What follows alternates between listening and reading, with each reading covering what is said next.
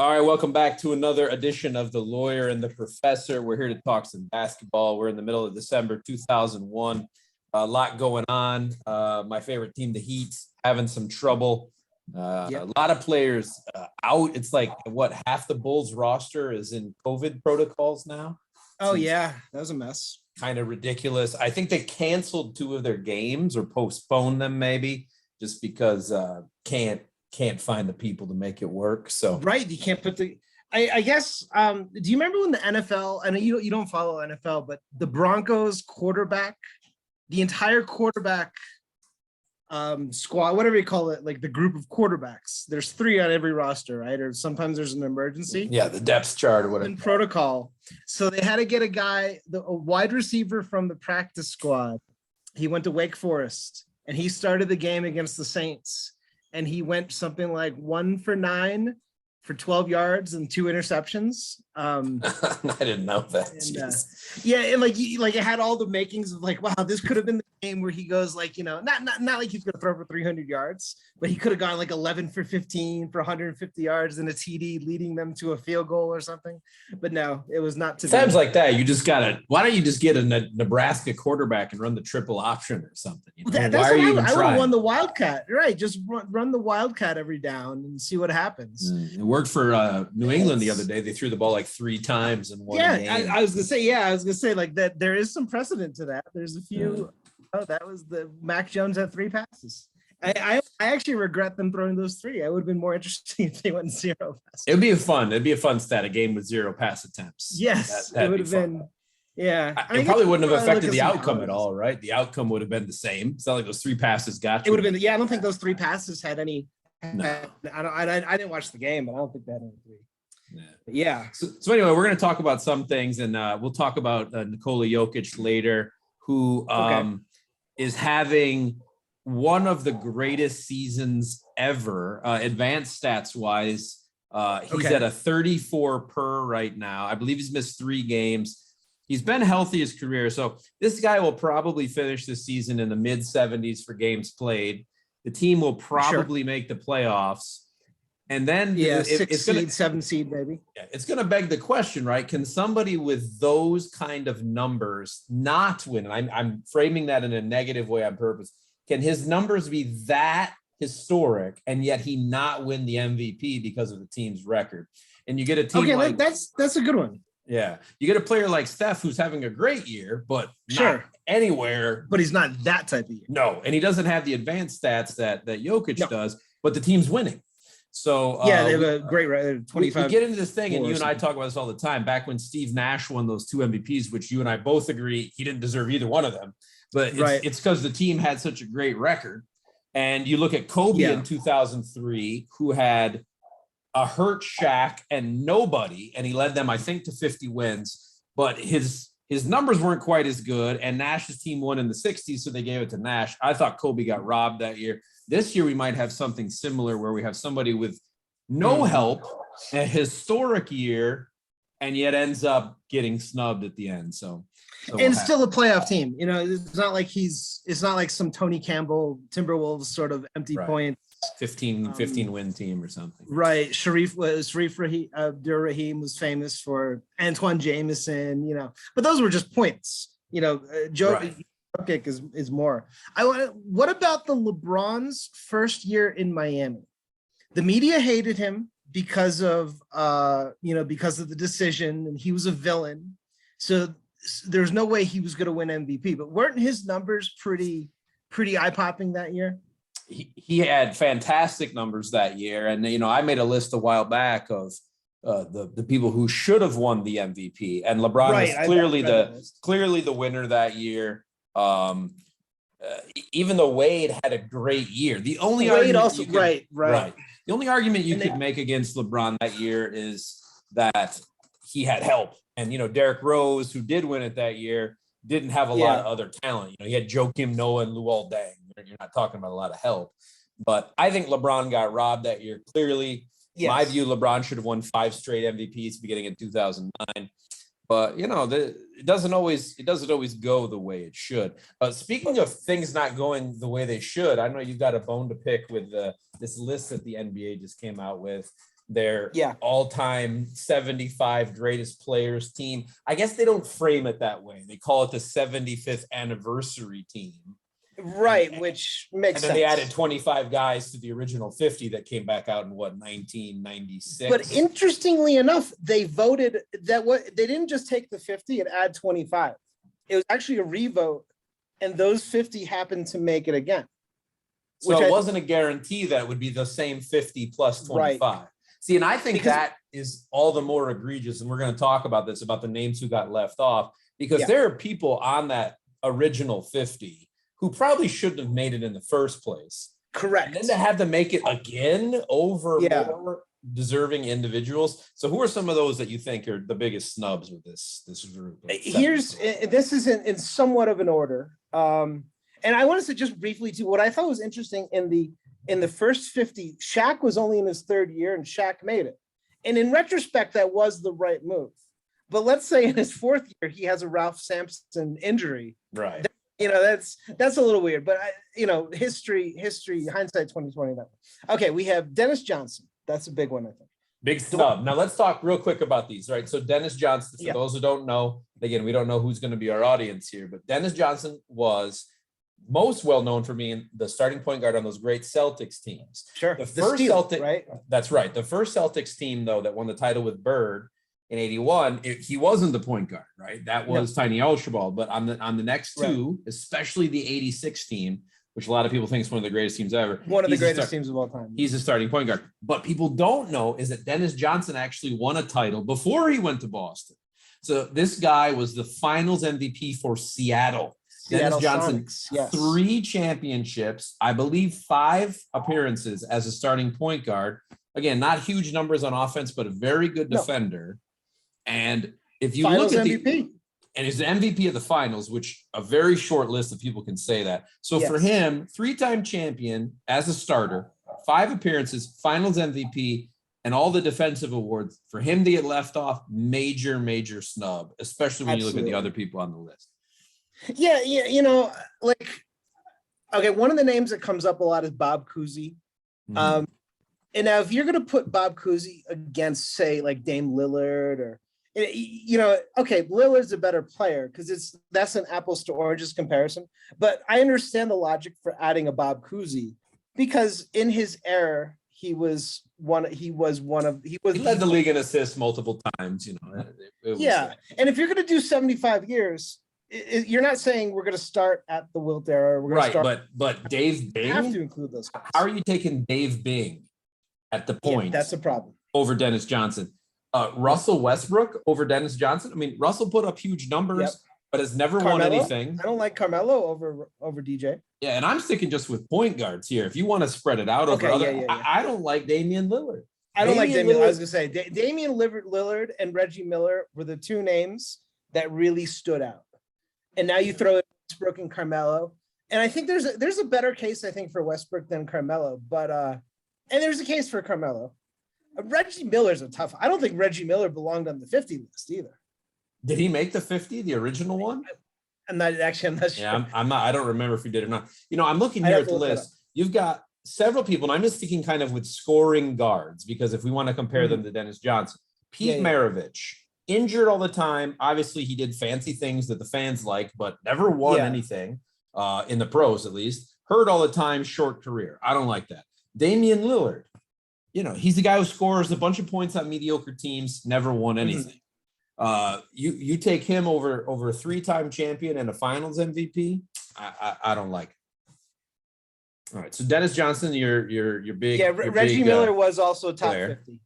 Right. Yeah, he did make the top 50, and I don't think he belonged on either. Yeah, I agree. Again, Reggie, a lot of points, very efficient player, but never a winner. Good player. Yeah, I don't like it. So Dennis Johnson, one of your big snubs. Who else? Dwight Howard, time defensive MVP, all those first team NBA teams. Dwight Howard versus Anthony Davis. I don't even think it's close. I don't even think there's an argument. I think you just look at it and you say, this Dwight Howard. Like, I don't even see the argument for Anthony Davis over Dwight Howard. Yeah, and I'm with you. I Dwight Howard is one of the most disrespected players. I don't know what it is. This guy, multiple defensive players of the year. He was the best. That's huge. He was the best player on a team that went to the finals. And he's got a Prime championship. LeBron. He beat Prime LeBron. He beat Prime Paul Pierce. And he lost to Kobe in the finals. I mean, there's no shame in that. And with the second option of who? Nick Anderson? I mean, I don't even remember who the I think it was Hedo Turkoglu was their second best player. But again, if you look at all the games played, I think he's got 1,400 career games played, 120 odd win shares, whatever it is for his career. And for him to not make it, but I'm looking here at other big men who made it. Willis Reed, okay, 2 championships, very short career, however. Short career. Jerry Lucas over Dwight Howard? No, I'm not doing that. Would you say Elvin Hayes? I know you're an Elvin Hayes guy. Would you say Elvin Hayes over Howard? I would take Elvin Hayes as a power forward over. He's another one who's robbed of a Finals MVP. Elvin Hayes got totally robbed. Well, he fouled out a game 7, right, with like 10 minutes to go. I think so. But for them to give it to Unseld, who averaged like 3.5 points a game or something ridiculous that. That's a weird one looking back historically. Yeah, I don't. Wes Unseld. Look at the numbers. Wes Unseld is the anti-Dwight Howard. He gets all the love, and Howard gets none. That I don't get. Dwight Howard's a better player than Wes Unseld. Yeah. Well, people don't like Dwight Howard. Dwight Howard and Rick Barry were both named like the most hated guys in the NBA. Yeah, obviously Rick Barry made the list, deservedly so. But Dwight Howard is the benevolent Rick Barry, they say. I think Ryan Russillo. See, I don't understand. I mean, Dwight Howard was like a fun-loving guy that people like. I think that's why they don't like him, because he's such a fun-loving guy. He doesn't take things seriously. He's a clown. When you look at his career post Rockets, you have basically teams that were happy to drive him to the airport when he was leaving. The Hawks, the Hornets, the Wizards. The Nets cut him before they even rostered him. Again, led the league in rebounding multiple times, multiple defensive players of the year, best player on the team who went to the finals, and he's got a championship where he was like, what, a 7th, 8th man. That's an impressive resume. Anthony Davis has played not even half the games, hurt all the time, and minus a COVID lockout title, has done nothing.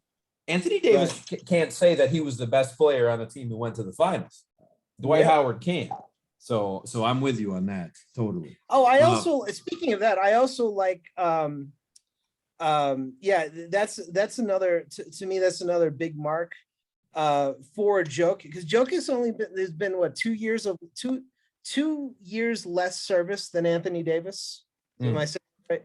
He's got, I think it went Davis, Giannis, Jokic. The other two made the top 75. I think Jokic has enough of a career resume where he should have made. Well, the only thing really that Giannis has on Jokic is I think he's been in the league a year longer. We can double check that. 1 year longer. But obviously a Finals MVP, which Jokic doesn't have. Sure. And he has 2 MVPs. And he has 2 MVPs. That's right. Yeah, so, I think Giannis completely deserves to be there. But of the active players who aren't at the end, and I'm not talking your LeBrons, et cetera. So when I say active players, I mean your younger guys under 30. Giannis is fair. I mean, I have no problem with that. Even Kawhi, it's like, somebody who's hurt all the time. I mean, it's almost like there ought to be a game minimum. You have to play X number of games before you can make one of these lists. All right, so we got Dennis Johnson, Dwight Howard. Who else you got as a? All right, I'll go through these a little bit quicker. Klay Thompson and Chris Bosh, I think they have a similar case. They both have 3 rings each, right? Bosh has 2 rings, and Klay Klay has 3. Yep, Klay has 3 rings. Okay.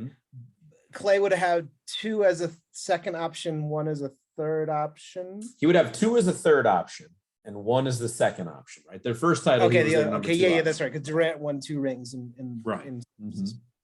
Bosh, and again, Klay Thompson, I agree in both accounts, and I'm looking here again. You'd have to say, who do we take off in order to put these guys on? Dave Bing does not belong on this list. He just simply doesn't.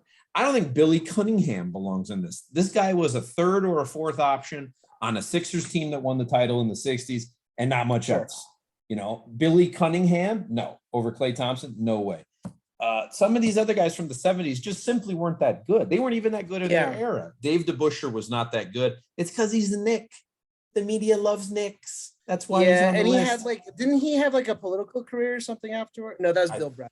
That was Bill Bradley, yeah. But, you know, Dave DeBusschere did have some sort of thing where he stayed relevant. Yeah. Well, I mean, and then Dave DeBusschere, Jerry Lucas, you know, guys from the 50s and the 60s, I try not to be so, you know, discerning because it was a different game, but Parle Reason and Dolph Chase. But to me, Chris Bosh, I agree with all four of you. I think all four of those guys need to be on this list, and they're really, it would not be hard to find four to remove in their place. There's other guys from the 60s who are clearly worthy. Bob Pettit, clearly worthy. Obviously. Yeah, Bob Pettit is you don't argue that one. No, 6'9", this guy'd be a star in any era, but some of these other guys, it's a bit. And I, like I said, I get the argument for the Cousy type of guys and the George Mikan type of guys, because they're, you know, the fact that even we know who they are shows how sort of relevant to the game that now there's some of the names I didn't know, but I'm not gonna say, oh, this guy doesn't deserve it, because I'm not a basketball historian. You know, for me, I know more Kareem era and up. I don't go back and really pay much attention to the 50s and the, you know. If you look at a guy like Nate Thurman, right? Nate Thurman was a center, played in the 60s and the 70s. Nice numbers, but I don't believe he ever won a title. We'd have to look that up. He was never the best player on a title. I think he went 1 year with the Warriors. So maybe he did win a title with no, because that would have been 67 and they lost. I remember I drafted him for our COVID league. Yes, you did, as a backup center and a good player. He was like my 14th pick. So what does Nate Thurman have that Chris Bosh didn't have? Chris Bosh is a two-time champion. Yeah. Very good defensive player, scorer, a guy who was a winner. I think tough arguments to be made for all Nate Thurman's never made an all-NBA team. Dave DeBusschere made one second team. I think that's all-NBA team. I think really, to me, all-star team doesn't really mean a lot, because you got like a guy like Yao Ming, who's, you know, was an seven-time all-star because of the voting. Vince Carter was, you know, because he's popular. But, you know, when you look at all the NBA, you're saying you're one of the top 15 guys of that year. One of the top 3 guys at that position, or top 6, depending on how they, sometimes they weird front. So for this guy to be one of the 75 best ever and only make one of those teams in his career, that's not saying a whole lot. Or like Nate Thurman, make 0, have 0 titles. Right. I mean, 7-time All-Star, like I said, I don't consider that huge. 2-time All-NBA first team, 3-time, what is he, like a Dennis Rodman, maybe 15? Nate Thurman was 6'11". You know, he had some game. I think he was left-handed. You know, he'd be like a Rudy Gobert type player today, maybe not quite as long, but, you know, similar, a little better version of Andre Drummond. You know, Andre Drummond put up big numbers on teams that didn't win. And that's a big thing. You know, you put up huge numbers on a team that doesn't win. The top 75 list. No, and it's like, well, Andre Drummond led the league in rebounding. Yeah, but he never won. Dwight Howard won. And people need to understand. Yeah, Dwight Howard, Nate Thurman, to me, is not an argument. Dwight Howard is a better player than Nate Thurman. He is. Clearly he's just a better player. So he's got a huge snub. I mean, I'm going to give you my biggest snub. And maybe you can guess what it is. Because this, to me, is the point guard who never gets any love. And that's Chauncey Billups. I do not know how Chauncey Billups doesn't make this list. Yeah. Chauncey Billups was an MVP of the finals. He was a lockdown defender. He was clearly the best player on those early 2000s Pistons teams. No doubt about it. He's their best player. Beat Kobe and Shaq in their prime in the finals. That's saying something. And he's got the stats. He's got the steals. He's got the free throw and the three-point shooting. This guy is one of the 10, 12 best point guards ever. And for him to not be on this list, I think is a travesty. I don't know why he did. He gets no love, and Isaiah, his Pistons compatriot, gets all the love. I can't abide by it. He's got one NBA second team, 2 third teams. That's a tough position to get, and then 2 defensive second teams. Tough position to get. Then like you add that to the Finals MVP. I don't know how he's not in the Hall of Fame. That to me is very, you know, he had a weird career, you know, because Rick Pitino, he bounced around a lot. He bounced around. Yeah, well, Rick Pitino was like the really terrible, the probably the worst person to have to draft him. Is, you know, that would have, you know, like one of those things where you say, okay, let me run this guy's career 10 times and say, let's say he went to the Clippers, let's say he went to the Kings. Him ending up with Rick Pitino was probably one of the worst the worst starts to his career, unfortunately. Then he goes to then he's a solid guy in the Raptors, Nuggets. Yeah, but his real success is obviously with those great Pistons teams. And then, he had some success in Denver. But if you look at the totality of his career, points, assists, steals, winning, efficiency. He clearly belongs. I don't understand how he gets no love when you're talking about the greatest point guards ever, because to me, he's right there. I don't get it either. Chauncey's 6'3", he weighed 210, quick, locked down to one of my favorite players ever, and definitely worthwhile. Any other stuff you got? A clutch player. Right, Mr. Clutch. He and Robert Horry, they killed the. Yeah, I agree. I think a lot of it, it's just one of those unfortunate things where he doesn't find his footing in the NBA for the first 6 years or so. He's drafted in 97 and he goes to the Pistons in 02. But he was never, it wasn't like he was a 12th man. It was just, he was just never found his footing. He never found his, let's just run through the numbers really quick. He's first year, Boston, 11 points, 4 assists, limited playing time, 25 minutes. Toronto, 11 points, again, limited playing, 30 minutes. Then Denver, he's kind of drops. I think he was injured in the last Denver year. Then the Minnesota year, he's their starting point guard, leads in the playoffs. And then, from then the Detroit era, then he goes back to Denver. He's still very good. He has a very short but effective season with the Knicks, and then finishes with the Clippers. Only played 20 games with the Clippers for 2 years. Right. That doesn't really, don't count. Well, let's do it this, because I like to look at 10-year runs. So if we start at 2002, his last year in Minnesota, and we go all the way until we go to until age 34 when he gets traded to the Clippers. He played 700.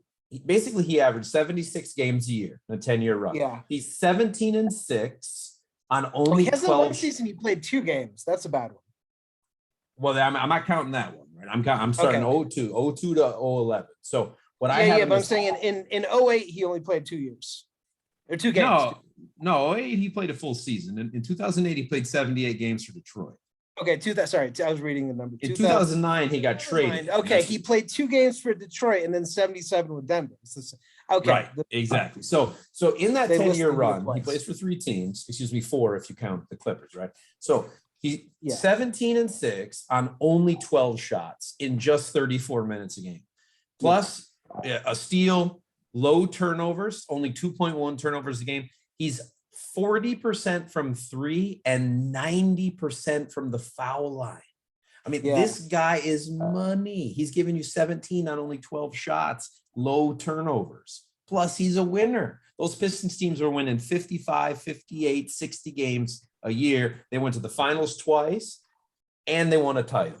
That's a resume. And I just say, too, that's a very low-scoring era. That's the era where, you have all those, 69 to 70 sort of Ben Wallace games, so for him to be scoring what he scored in that era, that counts for something too. No, I agree. And he's not playing huge minutes either, right? If you put him up to 36 minutes, now he's at 18 on 12 shots, 18 and 6.5 assists. Teams weren't even scoring 90 back then. Teams were averaging in the low 80s. There was a lot of slow it down in that period. That's exactly right. His advanced stats in that same run, I mean, to me, for a point guard, they're absolutely fantastic. He's got a PER of 20, 108, 109 win shares in just those 10 years. That's not the rest of his career. Win shares per 48 is 0.202. So anything over 0.2 is fantastic. You compare his advanced numbers to those of Isaiah, holy cow. His are so much better. Talking about advanced numbers too, I wanted to get into this because, we have some time left. We see comparisons all the time, generation versus generation. And one that gets me just hot, it makes me really upset, is comparing Luka to Bird. The baby Bird. I see him called on Fox Sports, and he's the next Bird. I want to anyone listening to me, Luka and Larry Bird have nothing in common, minus their skin tone. That's it. They have entirely different games. First of all, Larry Bird never played with the ball in his hands, played off the ball. Larry Bird was a 6 foot, almost 10 post player. He shot threes, for fun. This guy was someone who played down on the block. Luka is a pick and roll point guard. If you could compare Luka's game to anyone, his game's like magic. He plays like magic. He plays in the pick and roll. Now he shoots from the outside more than Magic did, but that's his game. Luka's about 6'7", weighs about 230. Magic was an inch taller, maybe 15 pounds heavier. His game is like magic. What is the obsession in your view with this kind of? I think they're saying pick the other white guy and make the comparison. What's up with that? And I remember I told you before we started, I said that I remember them doing the same thing when Wally Szczerbiak was a lottery pick and when Gugliotta was a lottery pick. Tom Gugliotta, yes. This guy's the next Bird. This guy's the next Bird. And I used to like watching the NBA draft a lot. It's not like I don't like it now. I just don't have the time to do it. But I always liked, the Jay Billis, I think is the one. Jay Billis. Yeah, sure. But yeah, they love the let's compare the white guy to Bird. Nowitzki was another even that one I can kind of see. I mean, Dirk at least had a game like Bird. Now he didn't. Yeah, he did. He didn't do any of the things Bird did. I mean, Bird was a playmaker, a way better rebounder. Dirk had almost more like a stretch center's game. They gave him the ball on the block and they let him go to work. Bird was moving all the time, right? He was moving off picks and stuff like that.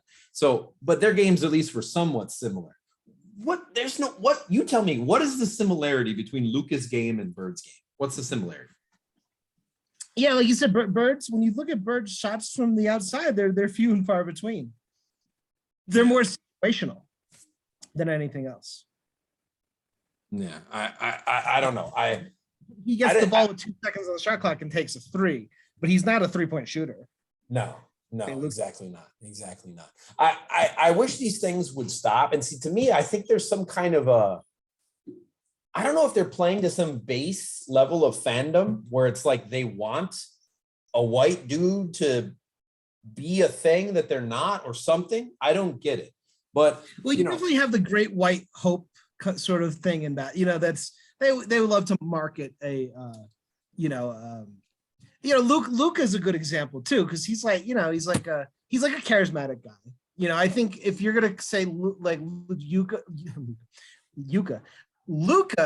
and Jokic, I would say Luka's the more charismatic of the two, right? He's the one who's probably Jokic's game is more like Bird's if you have to make a comparison. Now Jokic is bigger, obviously, and Bird was faster. But their games are kind of similar. If you watch Jokic, he'll get the ball, at the elbow. He'll do handoffs. He'll move without the ball. He'll both set screens and they'll set screens for him. They try to get him kind of moving before he catches it so he can get off little floaters. Luka Doncic does none of that. None of that. He brings up the ball like Magic or LeBron, frankly, gets the pick and roll and then shoots a long shot or tries to attack the rim. Bird never did that. Never. That wasn't his game at all. So I don't understand. Why can't they compare Luka to Magic? Why don't they say he's the next Magic? Why do you think that is? Here's a good one. Let's say, this is a really interesting article. This is where we're talking. Okay. This is the players they say are most like Bird. Nowitzki, Kevin Garnett, Antoine Walker, Clyde Drexler, Magic Johnson, Dominique Wilkins, and Julius Erving.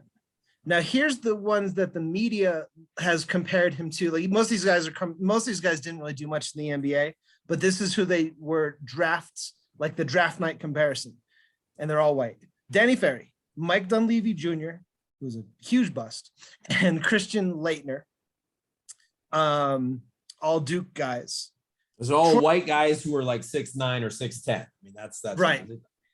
Troy Murphy, Wally Szczerbiak. Troy Murphy is a center. There's no comparison. Wally Szczerbiak Wally Szczerbiak. He's a shooter. He was Wally Szczerbiak was sort of like a tall JJ Redick, right? Like 6'7". Yeah, Szczerbiak was strong. Yeah. I mean, he was powerfully built. He's sort of a stretch 4 before his era kind of guy.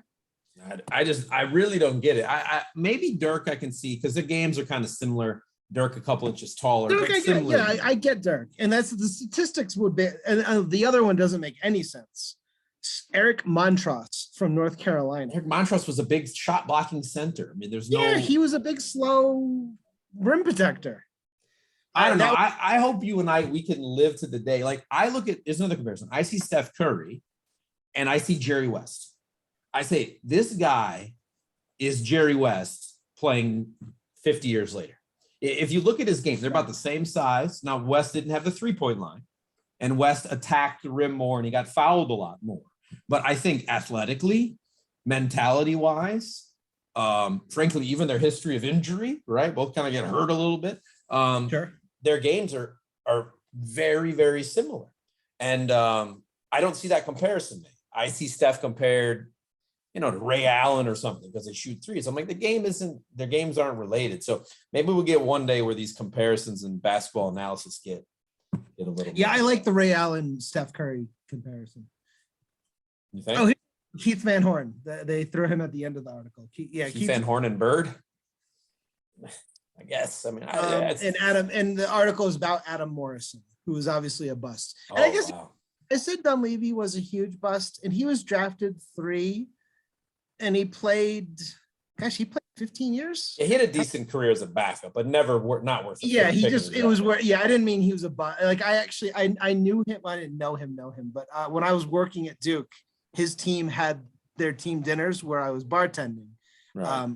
Occasion, very nice guy. And actually have a conversation just as far as like a very nice, polite guy. So no knock on Mike Dunleavy. And that was the Yao Ming draft anyway.